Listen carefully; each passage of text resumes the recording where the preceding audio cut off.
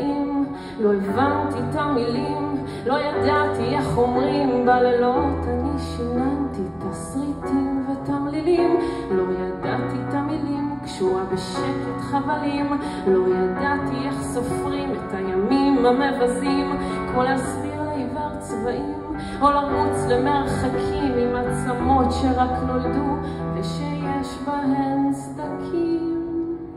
אז רק עוד קצת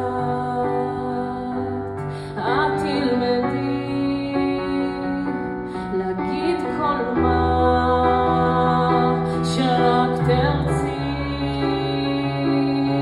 הם לא יודעים, לא מבינים כמה בוער לי מבפנים.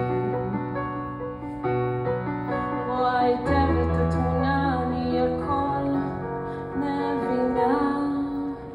ועכשיו אני גדולה, תכף בת 30, אני יודעת לדבר אחרי שנים של אימונים, אני יודעת גם לצעוק כשבאים הבריונים, עולם שלם פתאום נברא.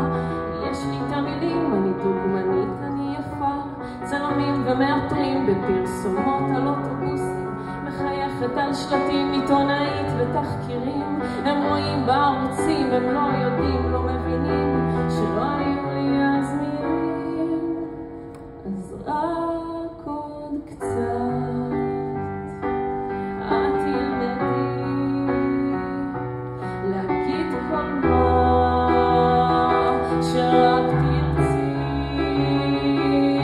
הם לא יודעים, לא מבינים כמה בוער לי מבפנים. הם לא יודעים, לא מבינים כמה בוער.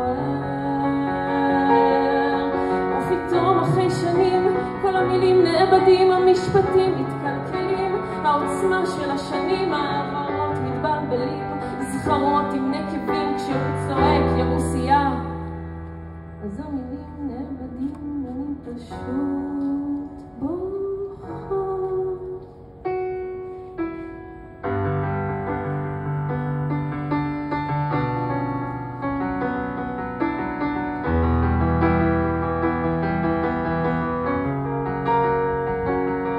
הם לא יודעים, לא מבינים כמה בוער לי מבפנים.